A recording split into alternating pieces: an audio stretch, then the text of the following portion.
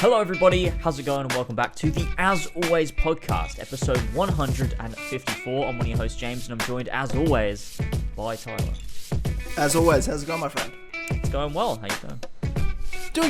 Doing good, happy to be here. It's been a pretty crazy week, and this podcast is purposefully delayed because we wanted to wait until the Disney Plus Day event before we record.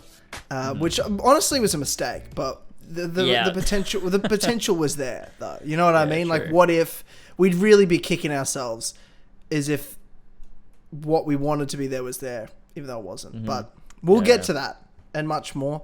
But before we do, obviously, we've got to thank the great people over at patreon.com/as always. They make the show happen. They power the show. And we appreciate the fuck out of all of them. And if you like what you're listening to here, and you want to hear or see more, head over to patreon.com/as always, and you can be one of those supporters.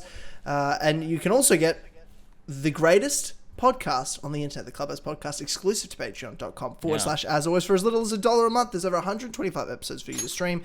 You can be a part of the polls for the Civil War segment that we do in this show.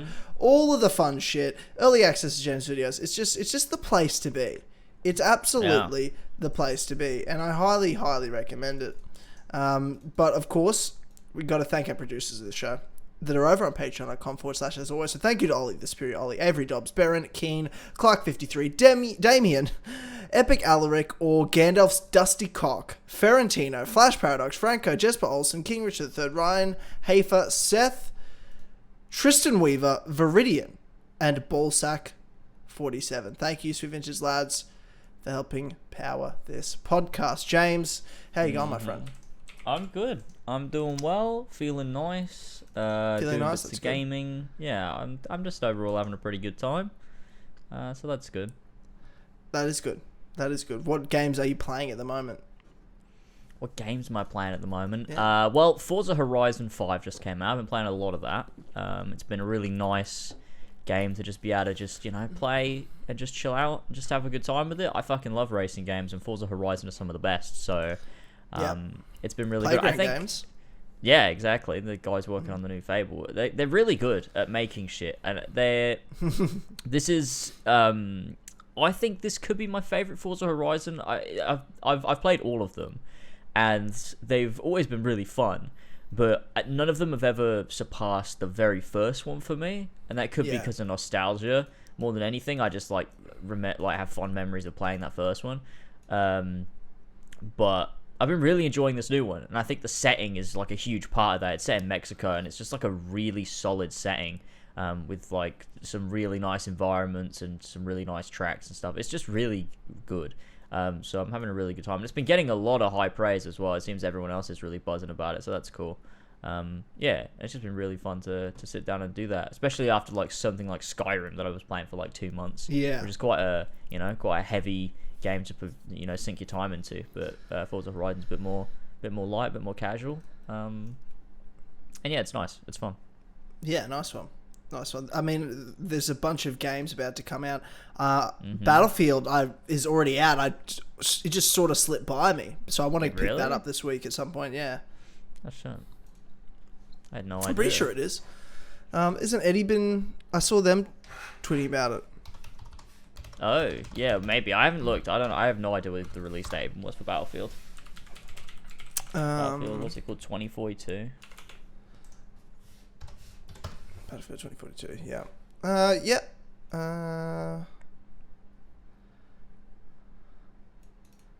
Surely it's out, right? Oh, the standard edition isn't out. It comes out on the 19th. But I guess there's like one of those special EA things where like it is out though, because they release it like days early. For EA access that you get it a week early. Yeah. Yeah, true. On the 19th. Oh, I'd get EA access. Fuck that. You may as well. It's like $10. I heard bad things about it though. This new Battlefield. I've heard people aren't too fond of it. Same with Call of Duty as well. But Call of Duty is Call of Duty. So Battlefield's Battlefield. Yeah, it's I'm sure it can't be that bad. Like, I don't know. What have you been saying about it? Because I mean, to be fair, they have been deteriorating. They haven't been getting better. Yeah, Battlefield 3 was absolutely peak. Battlefield 4 was still really strong.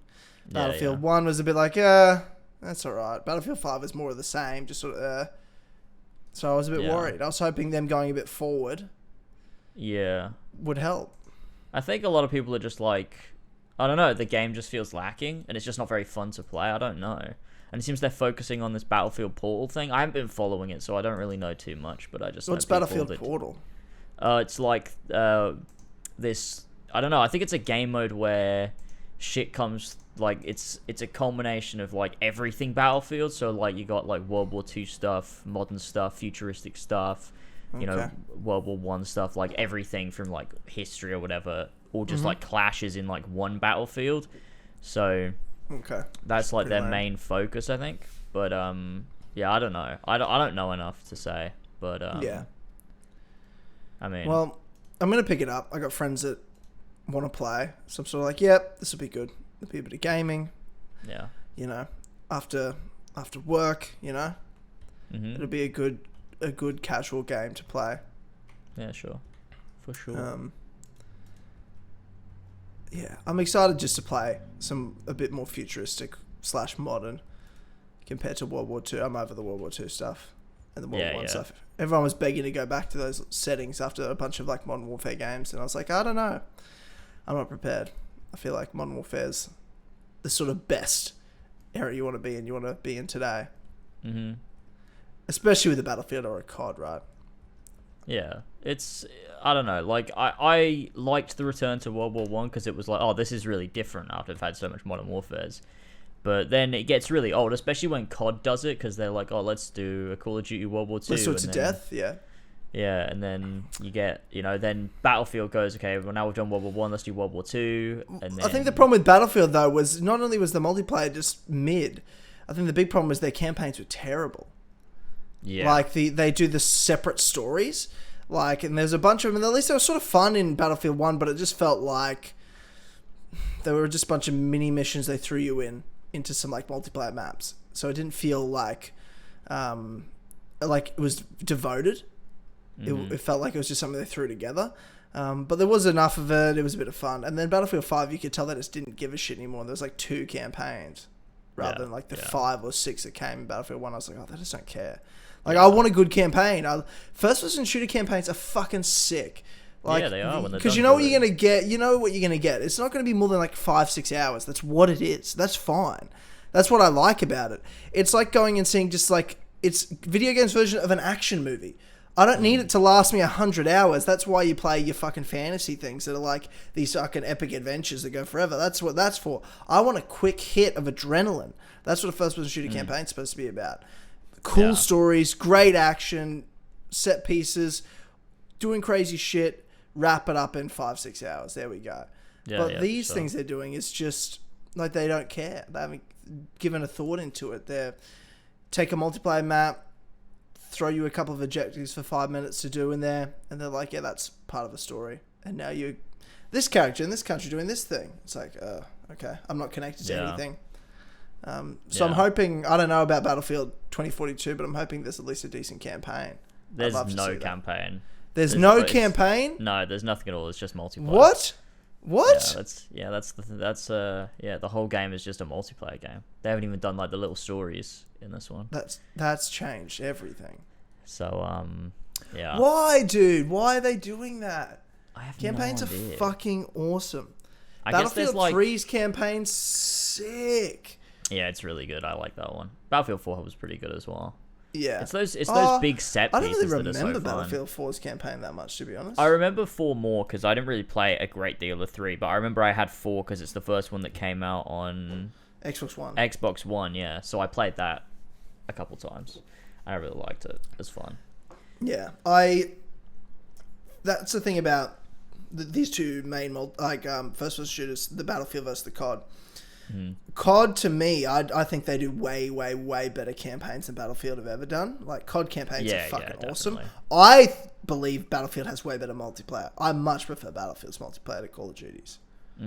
That's where I stand with it. I think COD does better campaigns, but the reason I play Battlefield is because the campaigns have usually been decent enough, but their multiplayer is so much more enjoyable for me. I enjoy it so much more. Yeah, well, it makes sense. I mean, Battlefield's a lot more tactical. It's a lot more like, I don't know, I feel like you're investing your time into something a bit more. Call of Duty's like just, I mean, it's a basic arcade shooter. You just run around, you shoot people, and it's fun when it's done well. Like if you look like a Black Ops 2 was really fun, and obviously Call of Duty 4 and Modern Warfare 2, like they were really fucking fun. But it's nothing complex or anything. Yeah, like the great part about I loved in Battlefield 3 and 4 is the multiplayer really rewarded you for actually fucking playing the objective. Mm-hmm. It's not about just getting kills and just being the best this or that. It was like being the best teammate. That's what you get rewarded for in Battlefield. Is a big thing in Battlefield. And like playing your class. Big Team Battle in Halo or something. Yeah, exactly. You need to play your class. Like, what are you playing as? You need to play to that and not try to be a fucking hero. You know what I mean? Like, if you're just a medic and you're just there sort of sitting in a hallway while someone sort of camped there and you're just there to revive them every time they go down to hold a objective, that's what you do. You don't kill anyone. You just sit there and revive. But you're getting buckets of points for doing that. You know what I mean? Like, it's just, to revive someone as many points as a kill in Battlefield. Yeah. Playing the objectives even more. So, it's just one of those things. You could win the game and have fucking fuck all kills. It's not about that. That's what I always enjoyed about Battlefield, and because it rewards the you for playing your playstyle, it actually makes it interesting to try different playstyles because it actually changes the whole way you play the game. Whereas COD, change the type of gun you use, but you're still running around probably at the same pace, going crazy. Whereas Battlefield, it's like a totally new experience when you change the playstyle or your class. It's just way more versatile, I find. Yeah. There's a lot to love about Battlefield. I have a lot of fond memories of it. Although I didn't play it that much, I always did enjoy when I did play it. Yeah. That was some in-depth Battlefield discussion that I didn't expect. Yeah. But there we go.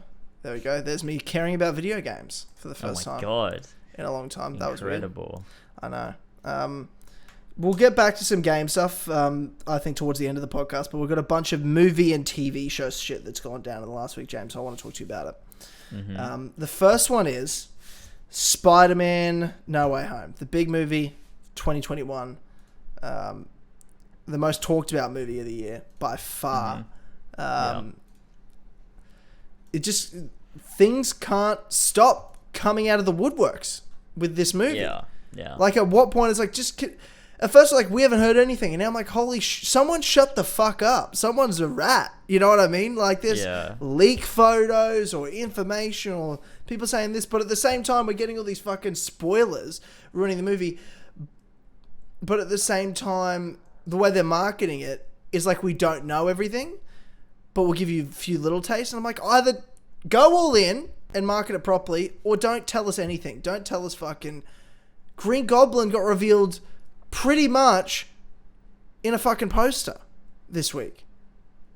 Like, sure, you saw his bomb in the trailer and all that. Yeah. But that could have just been like, for all we know, right? Obviously, we've heard for months the stories and leaks and stuff, but like, it could have just been an homage, like that bomb being the same style, but it's a different Green Goblin totally. But no, in the poster, you're like, no, that's the Green Goblin from Sam Raimi's Spider-Man. That's what that is. Yeah. And same with, obviously, Octavius. And it's like, okay, those are pretty big reveals, but it's not getting me excited enough. Whereas if I knew all the 3 Spider-Men were going to be in it and all this, and they just went full out on the marketing, I'd be like, yeah, fucking let's go. I'm so keen. Or if we knew nothing and fuck all, I'd also be equally as keen. But now I'm in the middle there where I'm like, I don't know how to feel about this. I'm more confused, a little like concerned and worried. What if something's not real? But also at the same time feeling sort of like, I feel like everything's been ruined before I go in there. It's just annoying. I don't know. Yeah. I got a lot of expectations here, James. How do you feel about it? I think I'm just sort of ignoring everything. I feel like I'm like, look, Spider-Man will come out when it comes out. I'm just going to fucking ignore all this Twitter stuff because it's just like, I don't know. It's happened with films before and it just like, it just ruins the fucking hype for me. I feel like I'm just like, I don't know. There is a lot of people are talking about shit. You can't tell, like, you know, what's a real leak, what's not a real leak. You got Tom Holland, like, you know, talking a load of shit about this and that in interviews and whatever, and like, you know, saying, oh, Andrew Garfield and Tobey Maguire aren't in it, and then he's like, this movie's gonna blow your mind and be the most amazing thing.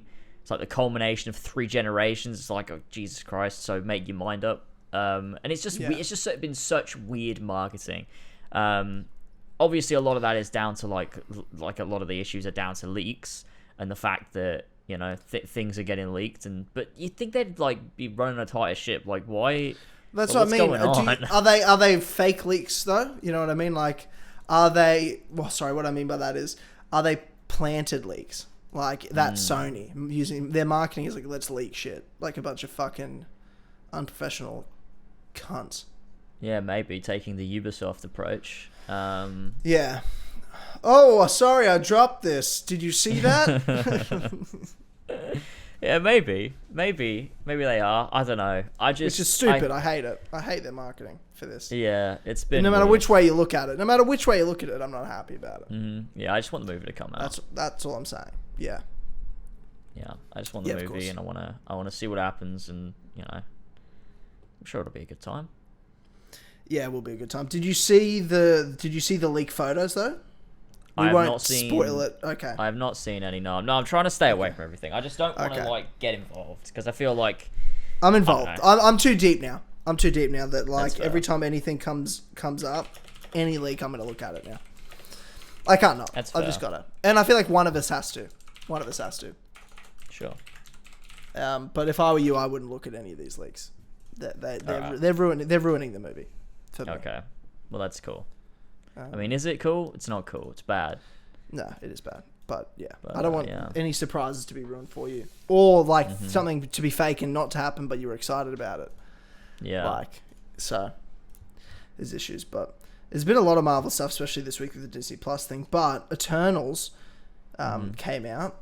I've seen it. You've seen it. Let's give our sort of spoiler free, but with some general talk review on Eternals. How do you feel about it? What were your thoughts on Eternals? I enjoyed it. I thought it was really fun. Because just for some background for everyone, it's been getting, for a Marvel movie, bad reviews. Yeah, it's been a very mixed bag. Lowest rated on Rotten Tomatoes, all that sort of stuff. Just for some background. So it's I'm very interested to hear what your thoughts are on it, James. Yeah, but you seem to like it. Yeah, I mean, I was expecting going in. I was like, well, I mean, it's got to be bad in at least some way. Like, I'm going to come out of this thinking, yeah, that was, there was some really bad shit in there. But I thought it was overall pretty good. I mean, it's not the greatest movie ever made or anything. I thought Shang-Chi was better. Dude, yeah, without question. But I really liked it. And I think the main thing I did really like was I just enjoyed the characters. And I believe their relationship together. And I thought, like, I don't know. I thought that was the strongest part that I just really enjoyed. I just felt like these guys, made sense together. I liked that they all had defined powers as well. It wasn't just like they're all just really powerful and stuff. It was like they all have specific things they can do, and that played into the plot. I enjoyed that. I think it was fun learning more about sort of, I guess, the overall, why they exist and what they're doing, and like how is that going to play into the future of the MCU. That was really interesting. And yeah, I don't know. I just thought it was a nicely written film. I don't think it didn't rely too heavily on humor a lot of the time, like Marvel can do sometimes. I think that there were a couple times where maybe it was like, okay, you didn't really need to tell a joke there, but I think overall it was well handled. I don't know. Overall, I just think it was a good, fun time. And yeah, I don't really have anything too bad to say about it. Yeah. I thought it was mid tier. Like, I thought it was fine. I don't think it's the worst Marvel movie by any stretch of the imagination. Like, the fact that it's the lowest reviewed or whatever is ridiculous. 46% really Rotten Tomatoes, that's ridiculous. But it was 6.9 on IMDb. That's probably fair. 6.9, that's probably fair, I think. Yeah, maybe. That's okay. That's an okay movie. I thought the premise was sort of cool. I thought the way it was directed and shot, really nice. I mean, Marvel's always really good at that. Soundtrack nice. Premise was cool. Like, the way it started, I was like, okay, I'm sort of digging it. I like what's going on. What dragged me out of it was some of the acting, honestly. Okay. I thought Icarus, Richard Madden, who's King of the North, Robb Stark from Game of Thrones. I thought his performance was fucking terrible. Really? I thought he was awful. I was like, this guy can't act to save his fucking life. This is bad. Like, oh, no. I really, Whereas like Gemma Chan, I thought she was really fucking good in it. Cersei. Yeah. There's a lot of like having Robb Stark and he was in love with Cersei. I was like, this is weirding me out. But there was some really good acting and then really bad. Angelina Jolie was, I was like, what are we doing? You're a way better actress than this. I thought she was a bit shit, to be totally honest. Well, she was a bit sidelined, really, wasn't she? She was as well. I thought you could have done more with her. I thought the fucking Irish dude and the what's the name of the girl who's Macquarie, the one that's deaf. Oh yeah. They were useless fucking characters. Really? They were just. I liked them just because I enjoyed them being there. Did you? No, I don't know. I was just like, whatever. I just enjoyed like the relationships between all the characters. I think I don't know. I kind of felt it. I thought it was pretty good. Oh, I just like it wasn't just Icarus that I didn't like, as well. Ajax, Salma Hayek. I thought her performance was fucking shit. I don't think she's a good actress. When I saw her in there, I'm like, this is weird. I can't really. I don't know. I think she's good. I thought Richard Madden was better than that. He wasn't good. Angelina Jolie, I know, is better than that, and I don't think she was good. I just thought half of the team sucked, and the performances were bad, and the other half I really liked, sort of on the other end of the spectrum. Kumail, who played Kingo, Fastus, Cersei was great. I actually loved Kit Harington in this movie. Yeah. Just quietly. I thought weird. he was really he was like a complete side character. Which I liked. I was like, I don't mind Kit Harington as a side character, and knowing that he's gonna, he'll come up a bit more later. Obviously, he's, no spoilers, but he'll have a bigger role to play down the road. But there were some really good characters and some not so good characters, but to me that came down to performance.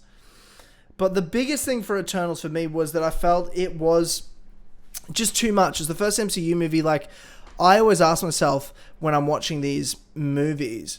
Now, do I like it because it's Marvel and it fits in the universe, so I just automatically think it's cool?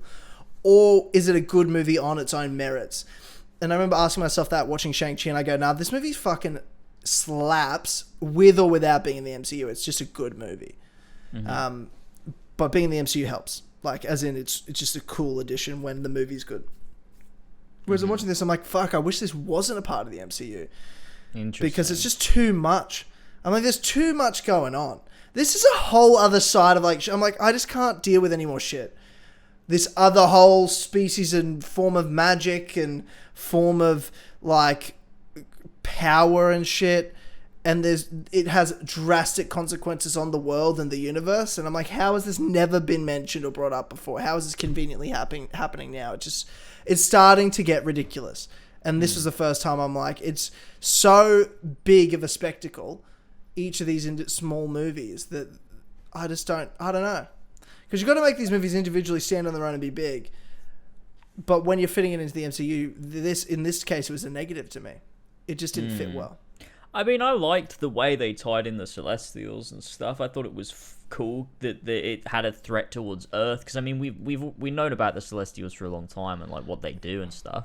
So like that wasn't new. That was all like stuff we already know about. So I just thought it was cool that it was like, well, we know what the Celestials do and like how they like act and what they create and stuff, but like now it's actually posing a threat towards Earth. I mean we don't know that much about Celestials, to be fair. I mean, they gave us a bit in Guardians, and then I'm pretty sure they talked about it in I forget where else it was, but I feel like I already knew everything they were telling me. I feel like it was all the information I had. I didn't know they were born from planets. I didn't know that. I'm pretty sure we knew that. Maybe it's a comic thing and that's why I knew it. I don't know. I mean, maybe we did know it, but I haven't seen Guardians 2 in fucking ages. Like, I don't remember true. Yeah, it's true. That's a movie I've only probably seen twice. Yeah. I'm pretty sure they talk about it when they talk about Nowhere, because that's like a celestial head, isn't it? That's like dead or whatever. Oh, okay. Yeah, maybe it's just that storyline they mentioned here in passing, here and there, and I just haven't really, clicked or paid attention to it.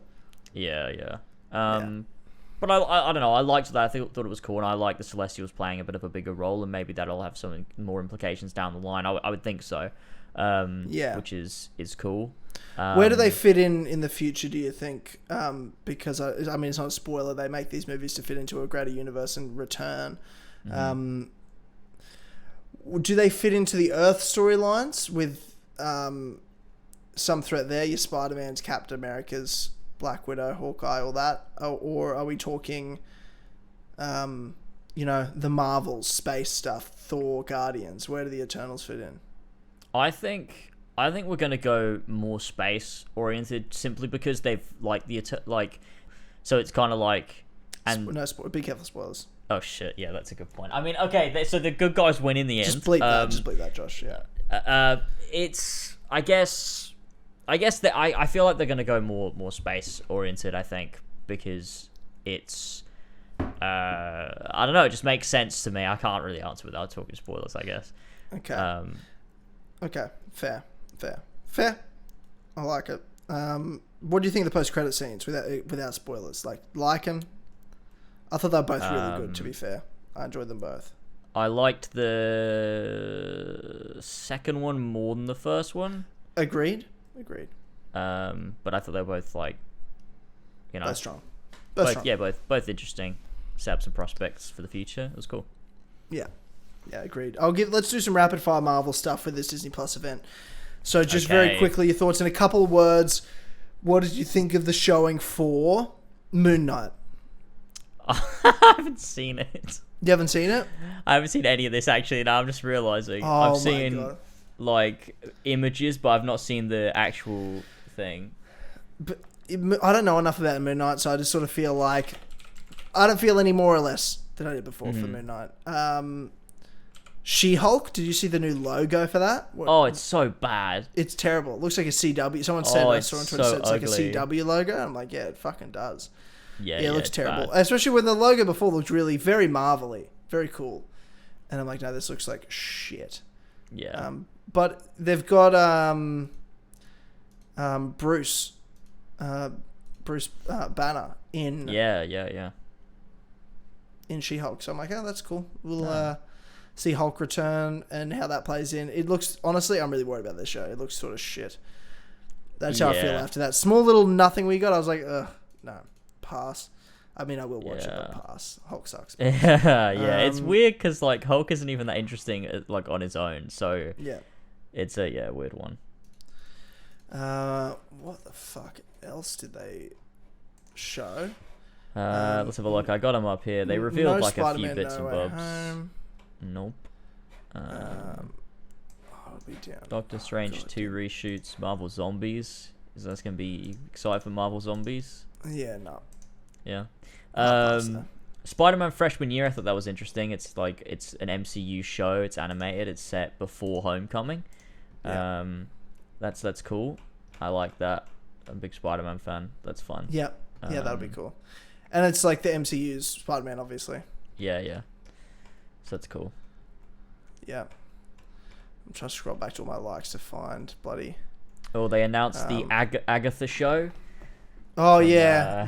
Why? WandaVision. Just why? Did you see they, on Disney Plus, they changed over the, banner for the Marvel page? Yeah. What are your thoughts on that? So originally, for those who don't know, I'll send Josh the tweet so it'll be on screen.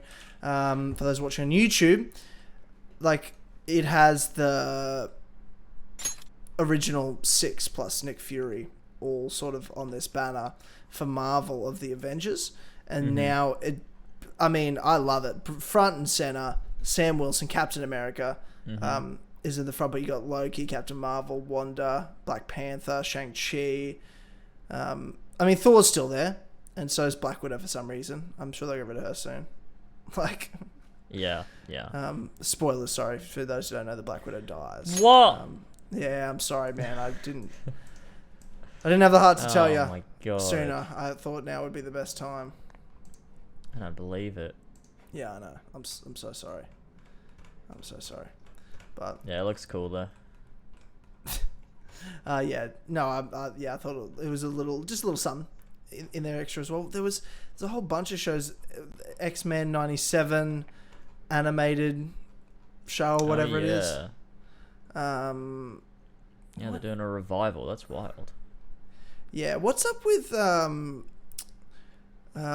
is it Letitia Wright being unvaccinated on the Black Panther Wakanda Forever set? And she's pretty much been confirmed. Yeah. And she's also pretty much been confirmed to be the next Black Panther, correct? I think so. I think she's the lead for this new Black Panther film. So they can't really can't film because she won't get vaccinated.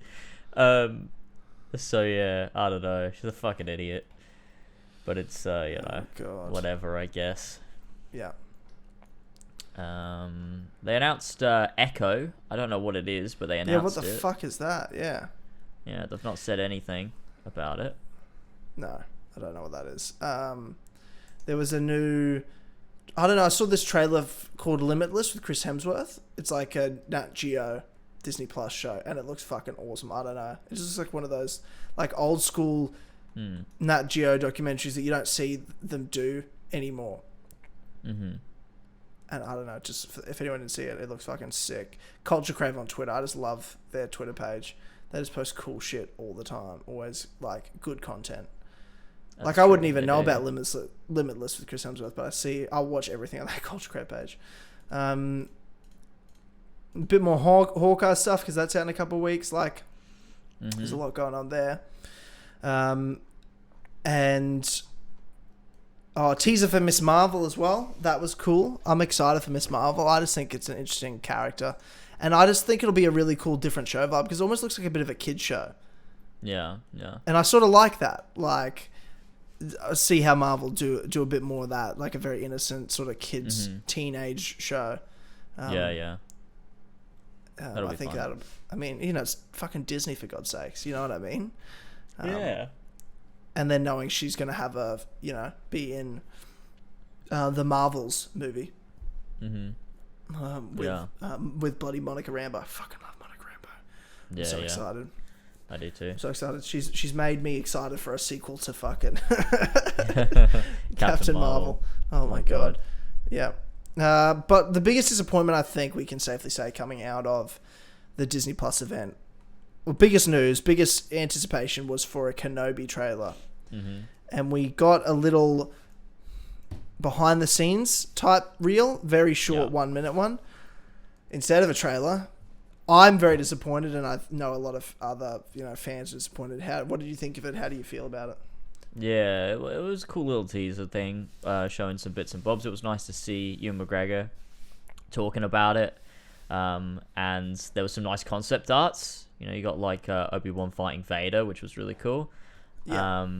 So it was nice to see those little bits, but I did expect that was like a prelude to like we're gonna get an actual teaser trailer, like an actual little something at the Disney Plus event. But this whole Disney Plus event was a lot of nothing really. Like it was pretty dead. Well, they're telling us what we already know in the Obi-Wan one, like they did. Everyone's been waiting for Ewan McGregor to come back as Obi-Wan. It's like, yep, all true, great, and he's excited. Yeah, cool. Oh, one great thing is brought him back to the Hayden. It's like, I mean, that's awesome. Yeah, Darth Vader, and he's a part of it. But it's like, yeah, we already knew. We've known for 12 months that Hayden Christensen's in this show, playing Darth Vader.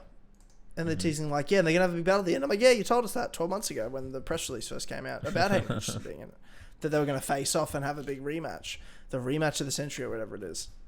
Yeah. And that's awesome. And again, all great things you've just said, but you've said them. So when I'm excited for a trailer or seeing something new, when you give me a reel telling me everything I already know, I'm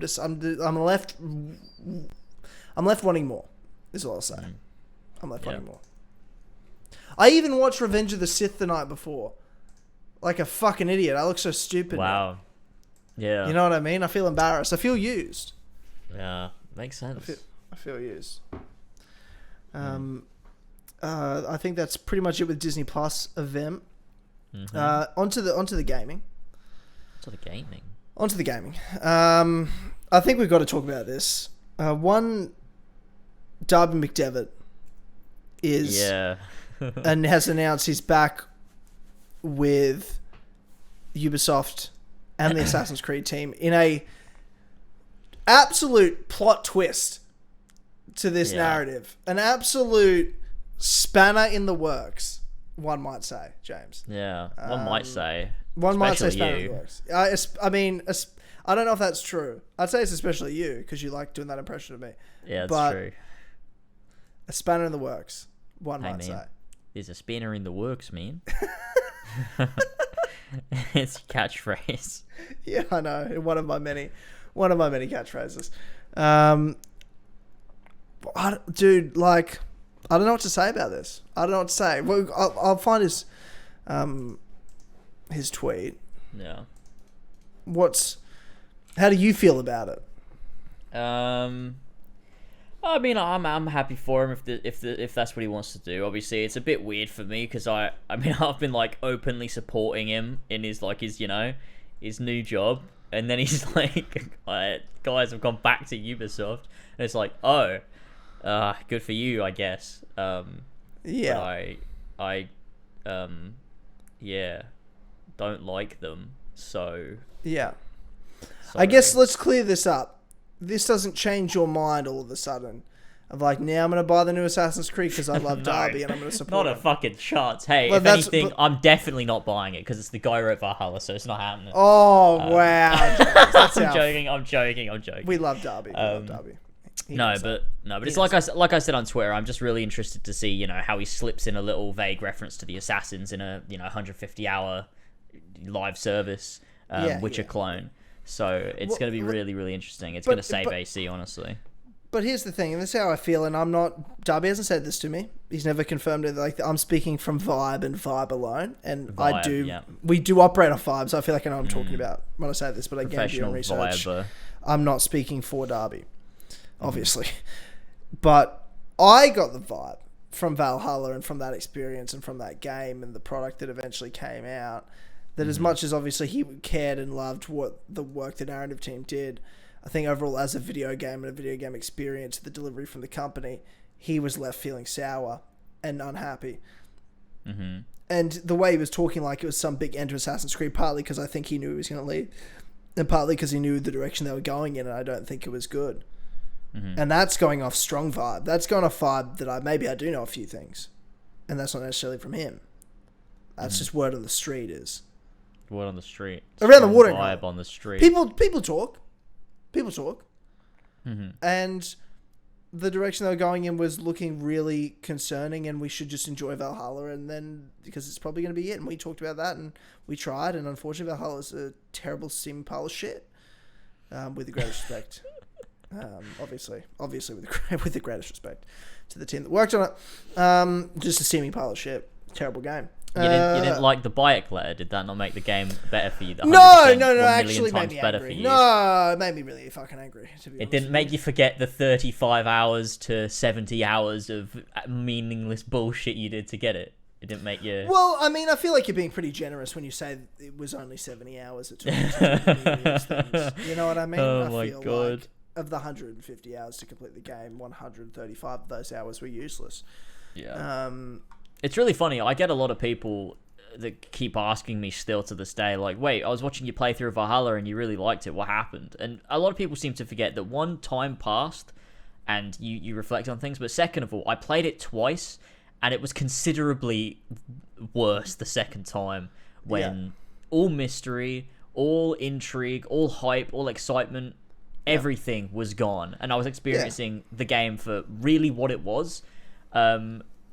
And it was so fucking bad. It's I'd honestly put Valhalla up there as one of the worst games I've ever played in my life, and top 3 worst gaming experiences I've ever had in my life. Didn't beat Halo 5, but it was up there with that. Like I said this, I was like, I enjoyed my experience with Odyssey more than I enjoyed the experience with Valhalla, mainly because I had hope for Valhalla. I knew what Odyssey was going to be, so I didn't like crush any expectations. Valhalla shit on them. There's definitely some hope there. I didn't think it was going to be a fucking saving grace. I thought it would at least be like one last hurrah. No. Yeah. No. So, no, I mean, I'm happy for Darby. Obviously, he's following his heart and doing what he thinks is for the best. But I just found it interesting that he said his treat was, it's true, as I pondered my career over the past year, I focused on my desire to explore new ideas and unknown frontiers. Much to my delight, this is reflected in my return to Ubisoft to work on Assassin's Creed. I'm excited to continue my journey. Stay tuned.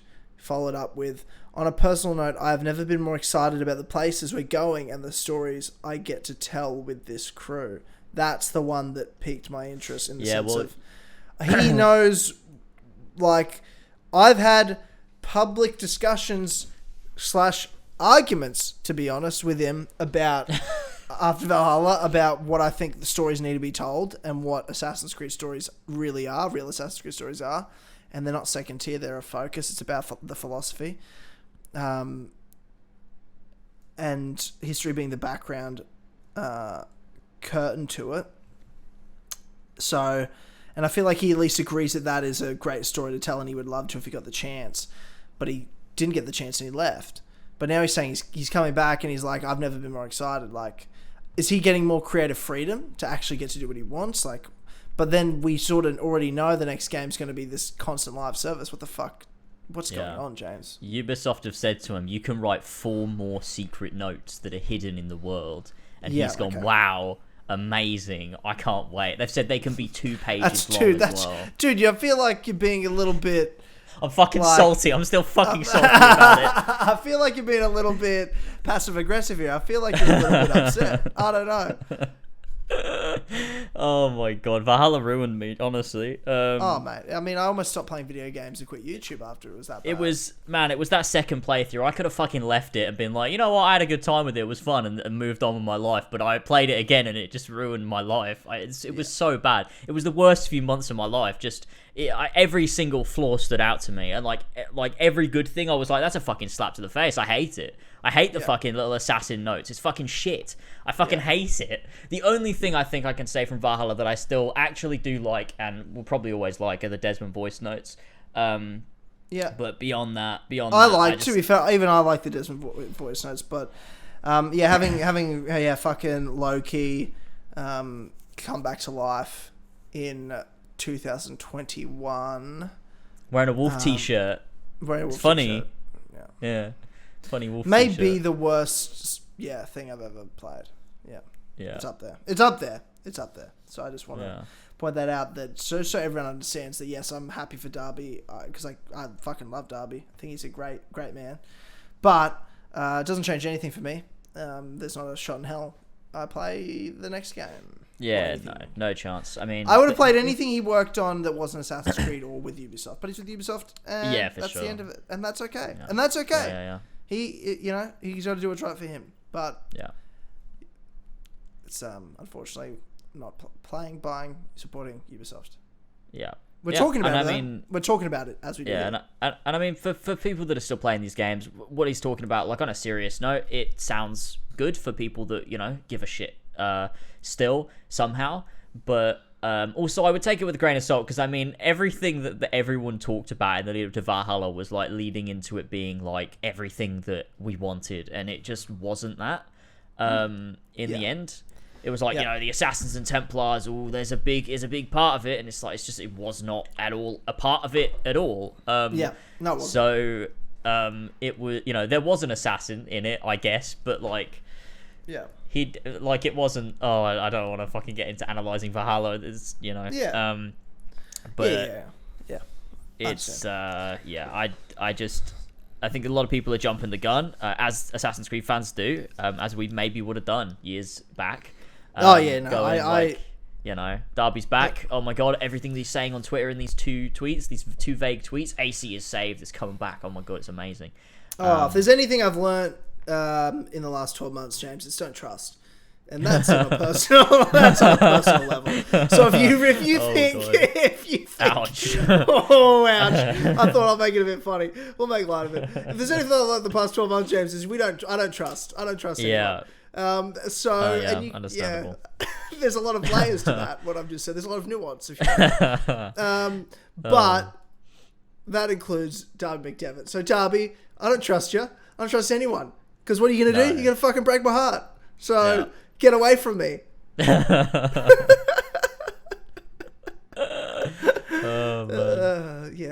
Darby, stay away. Don't reach out. Hashtag off the podcast.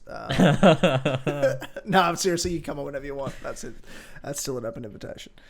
Yeah, it's true. We laugh, but there's no chance of him coming on now. So no, it's not happening now. No. But what a shame. What a shame. Well, he's working for the enemy. Anyway, next up is the GTA Trilogy disaster. What the fuck has gone on with this Grand Theft Auto trilogy? I mean, when they announced they're going to bring back 3 of the biggest Grand Theft Autos of all time as a collection remastered, man, it's got to be more than that. Like when they showed it off, I'm like, no, it looks shit. This is not what Rockstar does. This is a cash grab. This is useless. Well, when they've delivered 2 for fuck all. I thought it looked nice. I thought the reveal looked good. I was like, this is, it's the games that we know, but it's their, spruced up a bit. It's looking quite nice. But it's once they came out that I've only seen bad things. And yeah, they weren't, it's not like a full on remake or anything like that, which, would have been cool. But it's really just how fucked these games are. Like seeing the images and the clips and everything, it's just like so fucked. Like the rain is so bad you can't see anything on the screen.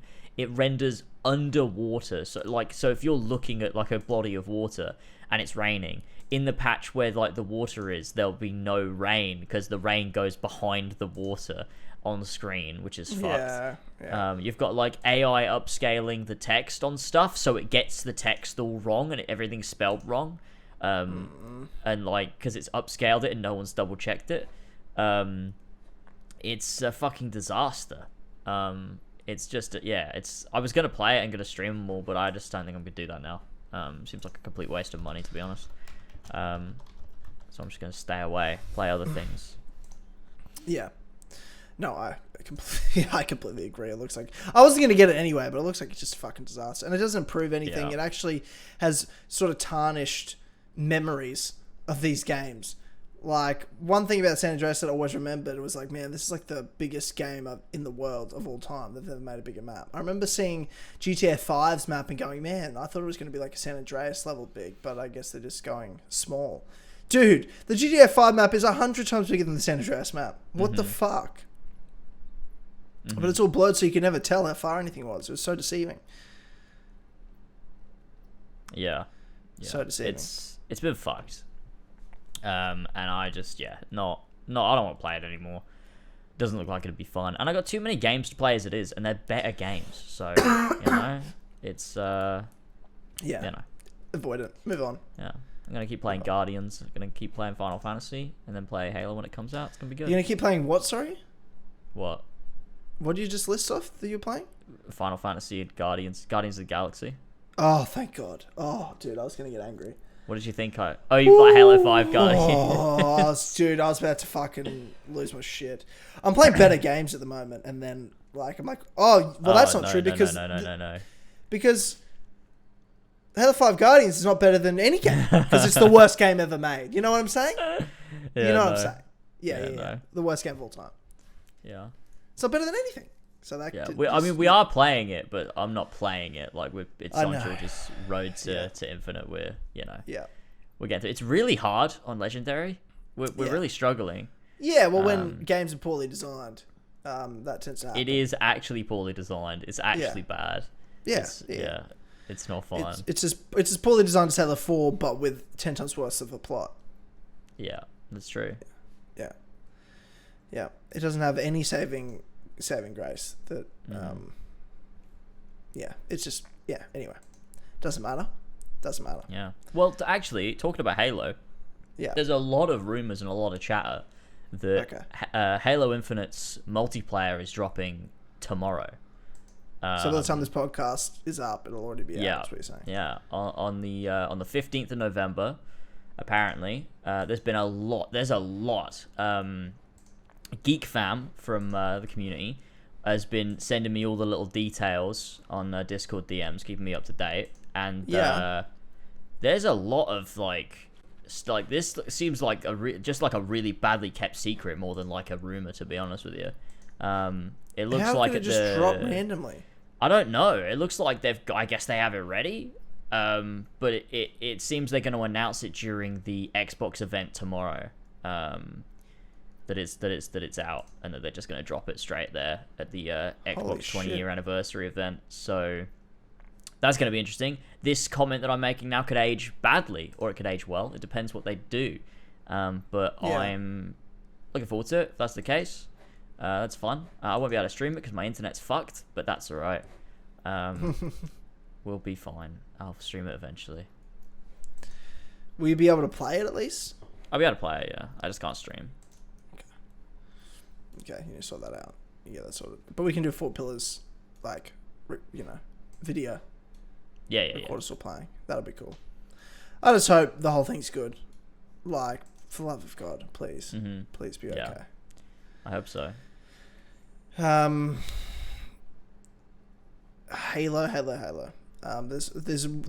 There's one thing we've got to talk about today with Halo. And that's our Civil War topic. Transition. And there's no other news, I don't think. That's all the news? I believe. I think so. Yeah, it sounds like everything. Yeah. A decent bit of news. Yeah. I've scrolled through. So everything on my list. Obviously, people go check out James' Skyrim video that's out as well. Yeah. It'll be out by now. But yeah, okay. Civil War, for those who don't know, ladies and gentlemen, we create a poll topic. We pit 2 ideas, 2 games, maybe movies, maybe TV shows, characters against each other. One of us picks one of us picks the other, and we argue to fuck about it for the power of being right. But ultimately, the winner is whoever you guys vote for. So the poll goes over at patreon.com/, as always, throughout the week. You guys get to vote. Make your comments on why, your rationale, and we'll read those out after we have our debate and argument, so we don't reveal the results until the end. This episode is, because obviously it's one of the last podcasts of the year, potentially the last Civil War segment if we have guests on the last 2 episodes. It sort of feels like it's come quick, because it feels like half the year didn't happen. It feels like this year has been many years, and we sort of lost it. We've gone back into a groove, and I feel like now we're in the groove. Mm-hmm. And just as soon as we're in the groove, it's like, okay, time to take a break. But we probably need it, to be fair. Yeah, we need it. Need a break with, like, good memories, with good momentum, and then, like, plot, come back again, strong for 2022. The new artwork, new ideas, It's tons of stuff happening, too, in 2022. It's going to be non-stop stuff. I certainly hope so. But this Civil War topic is Halo-related. It is Halo 1... versus Halo 3. That's overall, that's campaign, that's multiplayer, that's everything about that game, and which is better. I would argue that we both can agree they're the 2 best Halos. I'm not sure if James agrees with that. I think they're the 2 best Halos. I'd have to think about it. Campaign-wise, probably. Maybe. I mean, Reach is really good as well. And 2 is also really good. Reach is not better than 1. Halo 2's is not better than 1. I don't know, man. I'd have to think about this. Halo 2's is so far inferior to 1 and 3. Halo 2's the weakest of that trilogy, easily. Really? Yeah, I think I feel so. like a lot of people say Halo 2's the best. I didn't like Halo 2 for a long time. Interesting. I reckon it was probably a couple years after Halo 3 that I was like, went back to 2. I'm like, alright, I like it. I was really disappointed. I remember it came out and I was like, this is fucking shit. That's so weird. Halo 2 is really strong. It has so many good moments, and it takes you across like a shit ton of environments too. I just feel like a lot of the environments and the missions just felt really rushed. So I mean, the game felt rushed. Halo 2 was very rushed. I mean, they cut like a whole segment at the end. There was supposed to be like a Warthog run, but like in a flying ship or something as you're chasing down Prophet of Truth's ship, but they had to cut it. See what I mean? Yeah, but because it was so rushed, we got Halo 3, because Halo 2 was supposed to conclude a lot of things, but they didn't have time to conclude it, so they just sectioned it off and turned it into its full game, which ended up being Halo 3. So yeah, true. Yeah. Well, there we go. But anyway, I think if you didn't get it from that, I'm Halo 1, James, you're Halo 3. Mm-hmm. It's going to be interesting. We picked our battles, picked our teams, picked our sides. I'm going to let you go first, and you can explain why you think Halo 3 is the better Halo. Would you say it's your favorite Halo? Do you think Halo 3 is the best Halo? Oh, yeah. Easily my favorite Halo, yeah. For sure. Okay. Let's get rid of the emotion of it all, yeah? Let's just call a spade with these games. We go an objective? I mean, I feel like we always debate an objective fact. We're objective critiquers. Critics. That's the one. That's the word I was looking for. You don't even know. Yeah. We are professional of that thing, you can't say. Yeah, we're those things. We are those things. Yes. Well, okay. Halo 3. I mean, to me, Halo 3 is Bungie perfecting the classic Halo formula. Because I think when you look at Halo 2, they were trying new things. When you look at Reach, they're trying to do something different. Whereas Halo 3, to me, is the spiritual successor to Halo 1. It goes in a very similar direction. Mm-hmm. I feel it's very focused in the same way. Halo 2 obviously had you split between, a bunch more missions, but they were split between Chief and Arbiter. They were trying to do something new, interesting. It worked. It was really good. Whereas in Halo 3, it brings you back. It's 10 missions. You play as Master Chief. It's centered around the Halo rings. You got things showing up again, like 343 Guilty Spark, stuff like that. And it's trying to follow up on the threads of Halo 2 as well. But I feel that what it does is it takes everything that they tried to do and did do in Halo 1 to great success, and they improved on it. They made it better through the environments and the way that they're incredibly varied, the mission structure, the way you've got missions like the Covenant where you go from the woodland beach area, you go through on a tank, you come out into these snowy mountains, you have 2 Scarab fights. The set pieces were taken up to, dialed up by a fucking 100. It was incredible in that way. Not to mention the conclusion to this, to Bungie's story, to, the definitive conclusion to Master Chief's story, if we pretend that 4 and 5 didn't exist because they're bad. It's an incredible overall experience, and I think that the campaign it's probably my favorite first-person shooter campaign. I think easily, hands down, Halo 3. Nothing really comes close to me, and it's just one of these just incredibly tight, perfectly paced, just so many things happen as well. It's just full of stuff in this wonderful 5-6 hour campaign that's just incredibly put together, along with refined gameplay. That obviously plays into the multiplayer aspect, where you got these iconic maps in the pit, you got Sand Trap, you got Guardian, so many classic maps that are just all-time classics because they're just so well designed, and the gameplay that it perfects what Halo's good at, with the long time to kill. You got the sandbox of using your jumps, your grenades, using your power weapons, playing for the objective. Halo 3 is everything Halo wanted to be, and they nailed it. And I don't think if Bungie came back, they could make a better Halo game. I think they did it. I think Halo 3 is the perfect Halo game to me. Okay. I mean, look, I respect that. I respect your opinion. And here's the thing. You're not going to catch me sitting here. I can't talk shit about Halo 3.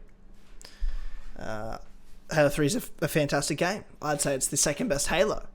No doubt about it. No doubt about it. It's memorable. It concludes Master Chief's story really well. There's memorable moments. As you said, the set piece was great. The multiplayer was good. The community, the Forge, everything. It was great. Mm-hmm. It was great. And you made a really great point about, or what you said was really great in the sense of, and I believe it's true, Halo 3 was the spiritual successor to Halo 1. But what made that good is it's the spiritual successor to the cream of the crop, as you would say, the crown jewel, the diamond in the rough, Halo 1.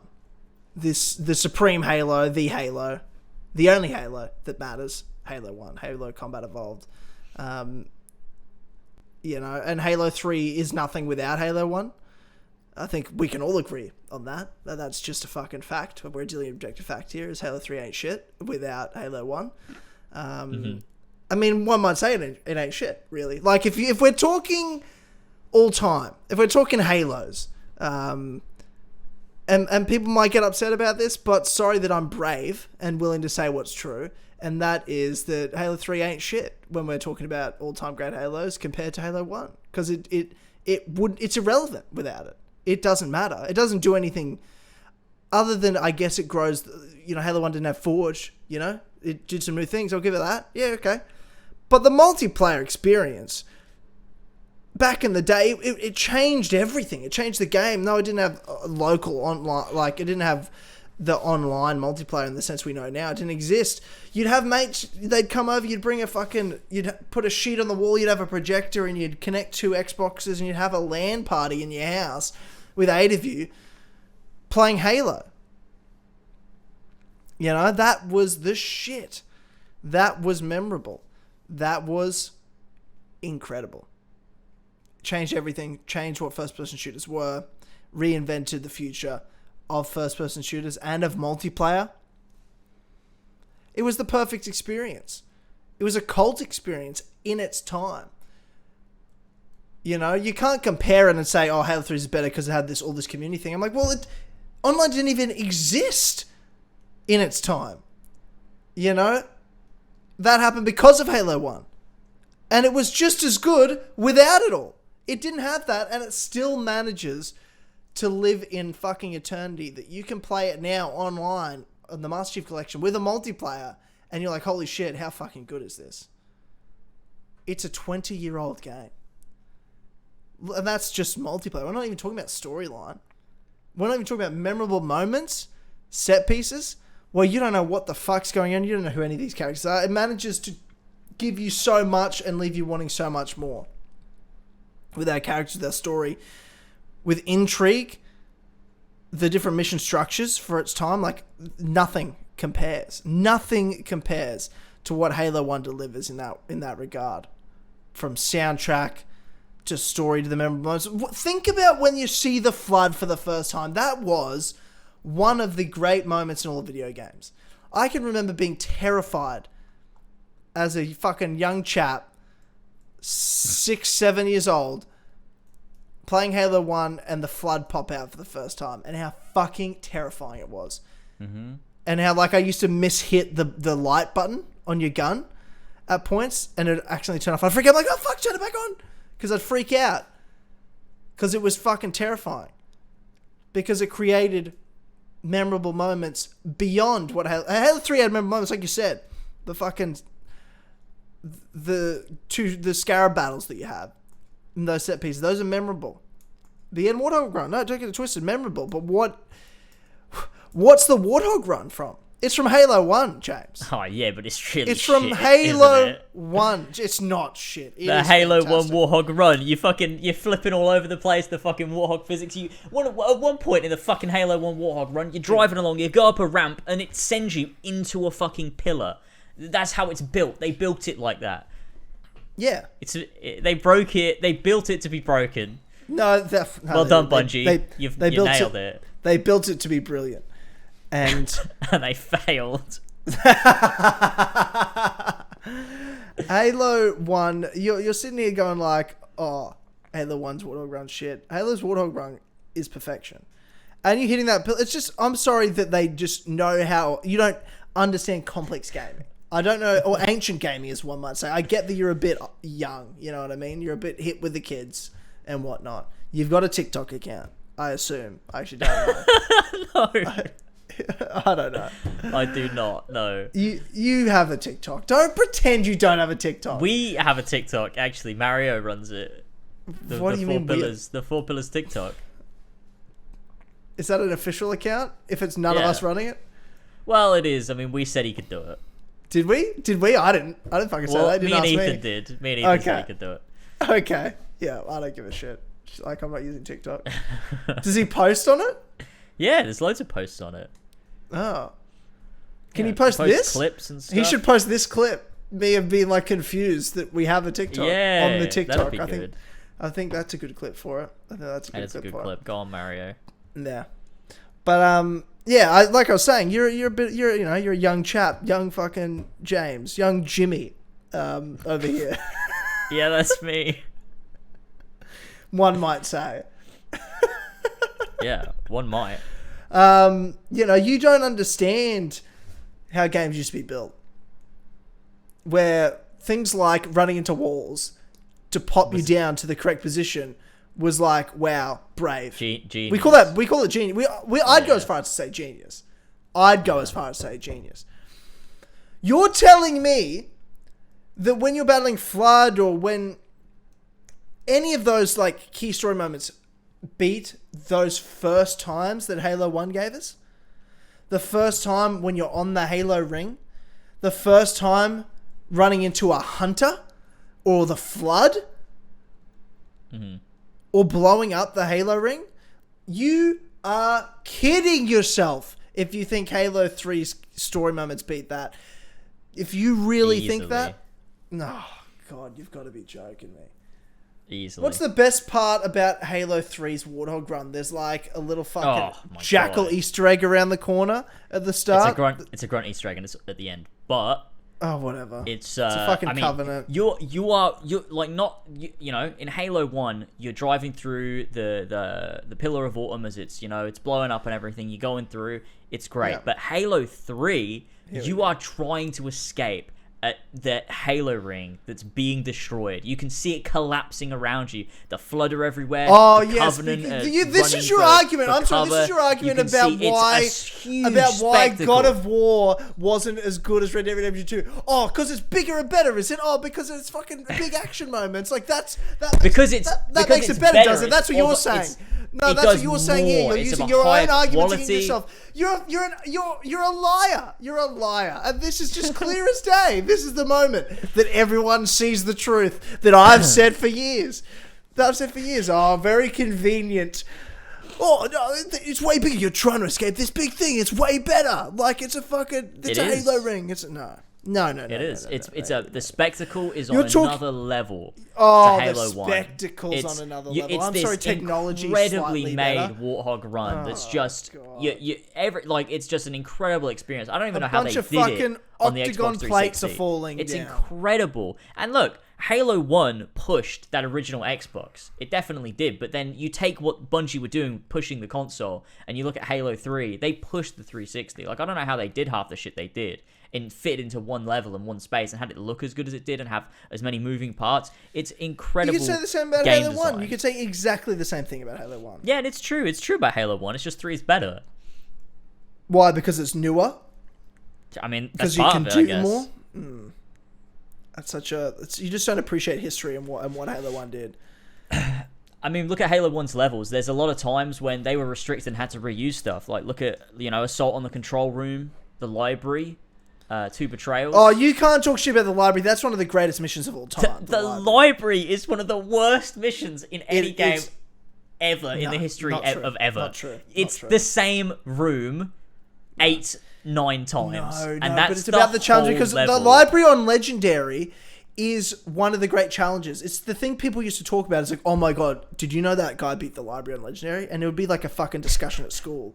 That someone make it fucking good though. It's so Yes, so mate, terrible. You don't understand history, dude. I'm sorry that you don't fucking understand history. I thought we were keeping emotions out of this. You're saying it's all about the back in the day. No. When I'm trying to spin people objective talking fact, about it like, oh, I remember it. It's so nostalgic. You're the only one throwing emotions in it. This is not objective. I'm talking about the objective fact of history. This is what it did. This is what it is. And this is what it meant, and this is what it did. That's just a fact. You're sitting here and not understanding that. You're not understanding that. You're the one with the emotion. You're the child here that's like, oh, this is new and flashy and really cool.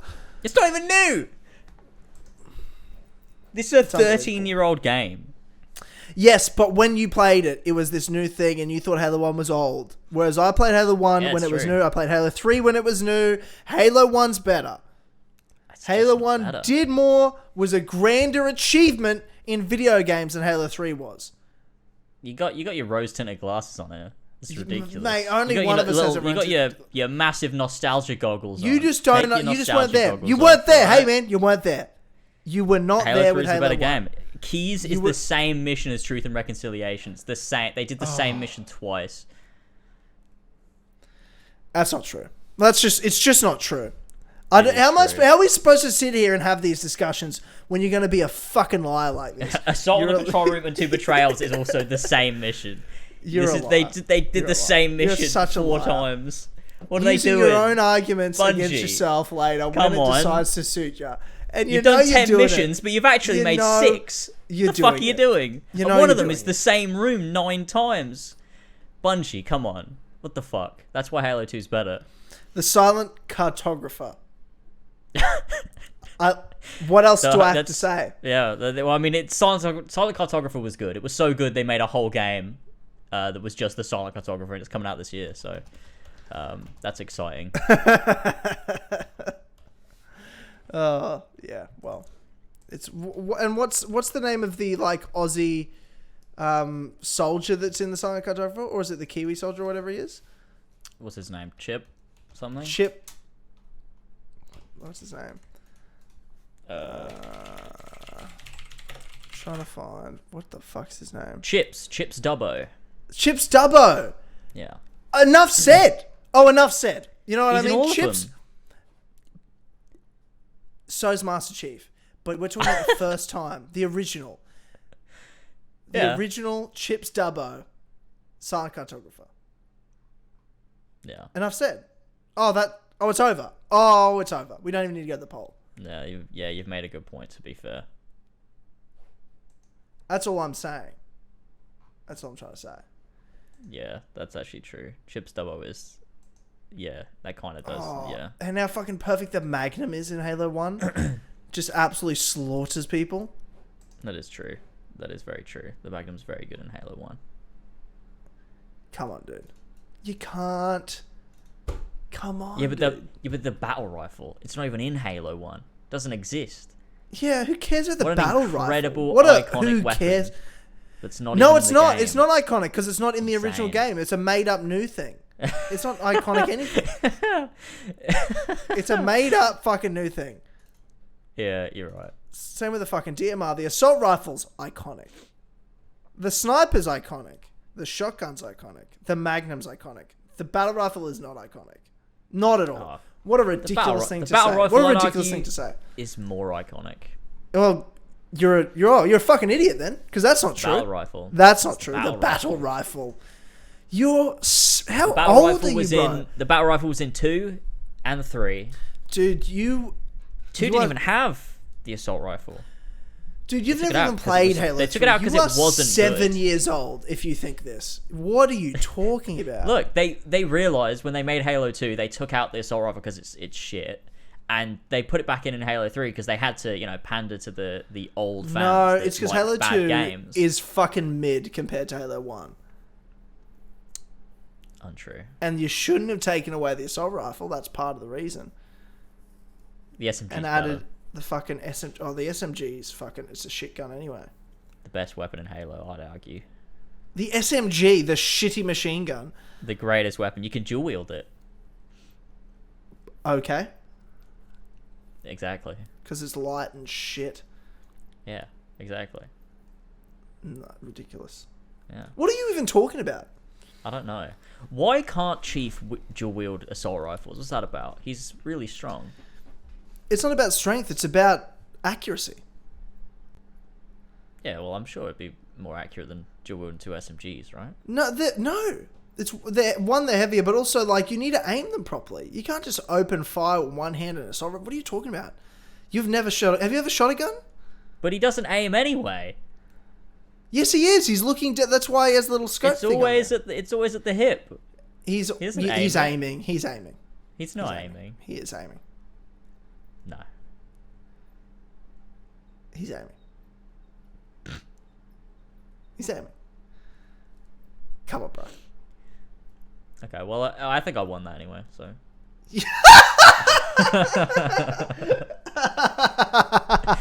I definitely did.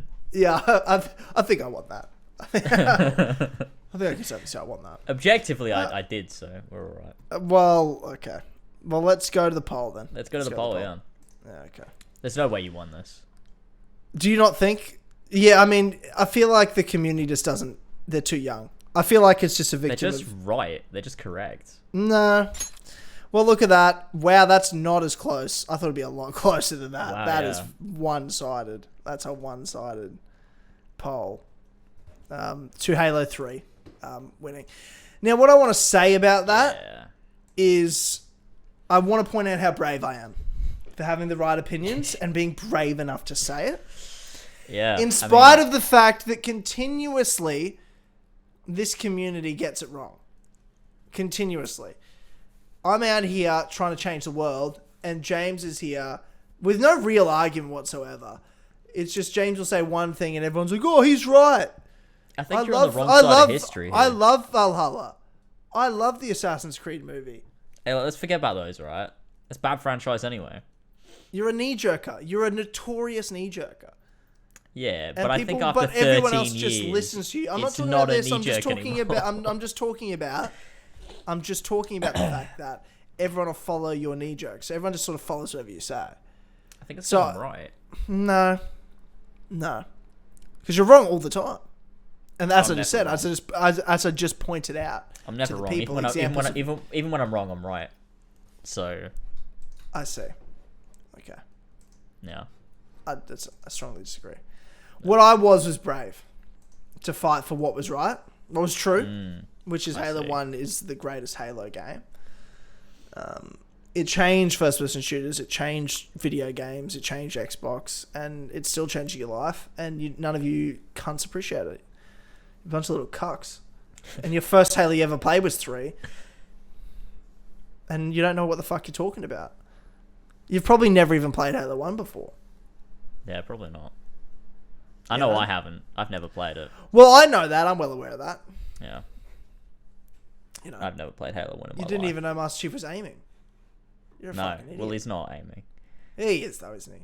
He's not. He is. Be. That's why. Hey, look. If you look at the why does he have the scope on the HUD though? You know what I mean? Because he's a fucking idiot. No. It's because he's aiming. He aims in Halo 5, and that's why it's the better game. I need you to apologize. I need you to apologize for that. No. I need that. That was too far. That was too far. It's just the truth, and I'm not going to apologize for the truth. Well, say it again then if it's true. Say it again. What did I even say? Well, Halo 5 is better because the Master Chief aims down his sights, and he also sprints as well. That's important. So, it's not even necessarily what I believe. It's just the facts that exist. The fact that it is a fact that you do sprint in Halo 5, and and he zooms. It doesn't aim. He just zooms. That's not aiming. That's zooming. I mean, he does aim. It comes up in front of his face. Sometimes. It was already up in front of your face. Yeah. Yeah. But I mean, what we do know is that the people I won. Are asleep. Well, they're asleep, and we know that. I won. And eventually I'll wake them up the same way I'll wake up Long-Eared Fox, George, from his corruption of our community. And he needs to fucking respond.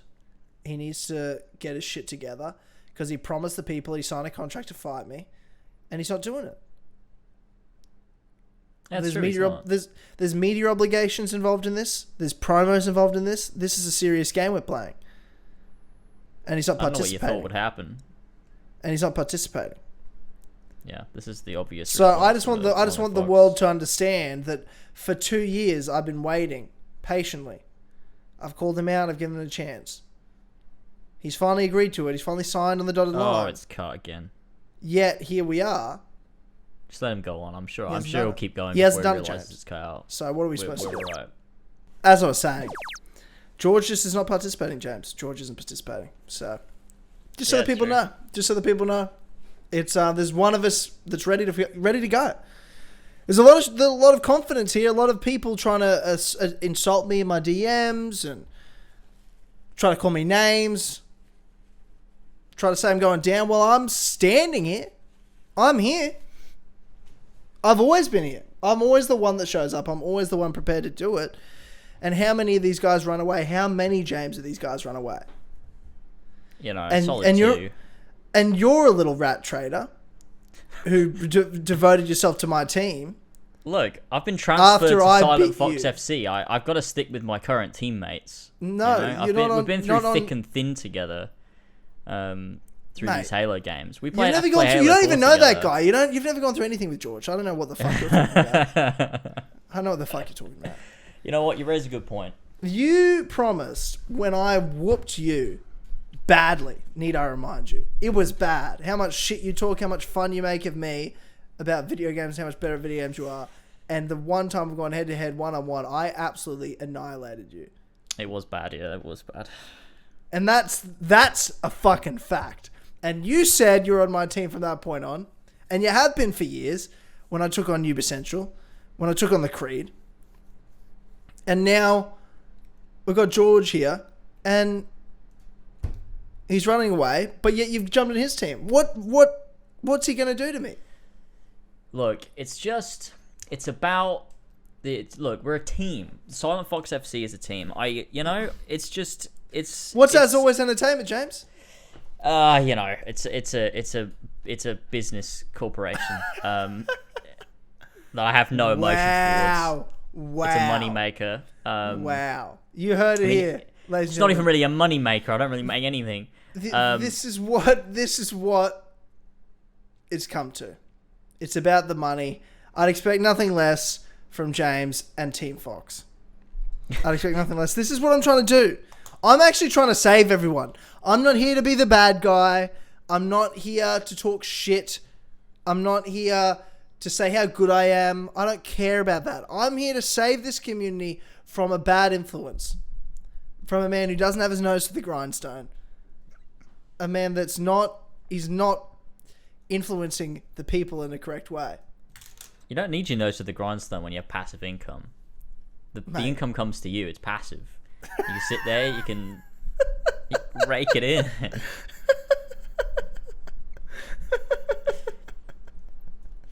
What? The grind set is not a laughing matter, mate. You're talking to the king. You're talking to the king of the grind set. Yeah, but you've never had passive income in your life, all right? You have to work for your money. Mate, I choose to work, and that's the difference. That's what real men do. Ridiculous. It's the choice. It's the choice. It's where you could have passive income. Work for No, right? It's because you could have passive income, but you're not a fucking pussy. So you go out and you do it anyway. You put in the hard yards. That's what you do, and that's what I'm gonna teach this community. That's what I'm gonna show them what better life they'll have. True happiness. But if you want to just care about money and be miserable your entire fucking lives, join Team Fox. Listen to James. But I'm here to save you. And the way I'm going to save you is show you what hard work's going to do. So you can sit there and be passive and do nothing. But when it comes to the battle, I'm going to show up. I'm going to be prepared. And I'm going to win. And that's where it ends. And that's where it ends. If it ever happens. And if it never happens, it's a forfeit. And I win. Because I'll be there. And that's the end of that. You know, he signed the contract now. He can't walk away now and say he just didn't do it. No, he signed. So there will be a date. And he either shows up or he doesn't. And if he doesn't, I win. And that's the end. And then how embarrassing that'll be for all of you. He couldn't even show up. Oh, I forgot. I was in the shower. You know what I mean? Oh, sorry. Half my audio's gone. Like, you know what I'm saying? Yeah, I know. It's a forfeit. It's a forfeit. So I just want to point that out there to the people when they're picking their team about who's going to be walking away with the true king and the true champion. It's still going to be me. Mm-hmm. But I want you to understand it's because of hard work. It's because of the nose to the grindstone. And that's what I'm going to show the people. But with that said, James, that's it for this episode of the As Always podcast. Covered all the topics. Done the Civil War. Thank you for joining me today. Appreciate it. Thank you. And we'll be back next week on patreon.com/as always with another episode of the Clubhouse podcast. And of course, The Four Pillars podcast. Only got a few more left in the year. We're getting towards the end of the year. It's fucking mid-November already. It's insane. Yeah, it's wild.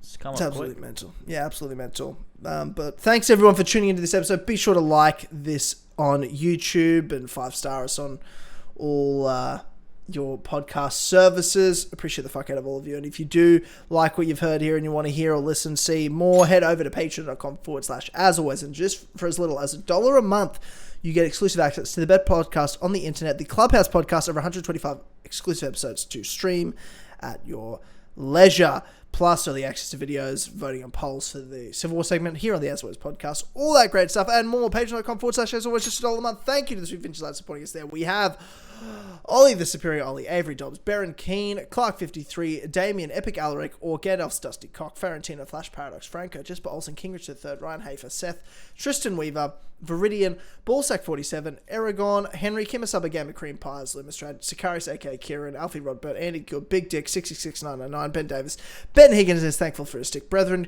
Benedict Clubbers, BFHC, Biggest Fucking Virgin, Bodge, BQ Overlord, The Elder, Brian Ford, Christian0210, Connor Rose, Billy the Alley, Emil Catborg, Euridito Hacker, Ethan Dean, Fishy, Furious Coco, Gene, Gimme a Penis, Kinko Swag, God Bless the Visionary, Zach Schneider, Gwen Hughes, Hooky, Jack DG, 1998, Jen B. Bennett, Joe, the Founders Gab, Josh, Duvillier, Josh J. Anderson, Joshua Mora, Cassassin, Christian Ryan, Liam, Luca, Lucas, R05, Louis De Leon, Mac Watto, 123, Mario 5380, Master Bass, Max H, Nick Miller, Otica World, our best and favourite mod, Brownie, Philip Sewagon, Radok, Radjar, Son of a Bitch, Oji Doggo, Sparky Buck, Spectral Division, or Adrian, I don't know, man, Sussy, Imposter, Amogus Moment, The Blue Cow, Theftmas, they call me the Green Bear, but Assassin's Christmas is long gone, aka Connor, TJFL, Tobias Forge, please release the new Ghost album, Cecilia Adam, Tony, Tristan Obifel, Walshy, You Absolute Philly Felthage, aka Zacchino, and Zeppo. Thank you, Sweet Finch Lads, Power Podcast. We will see you all next time. Thank you. Goodbye. See you later, buddy. Good boy.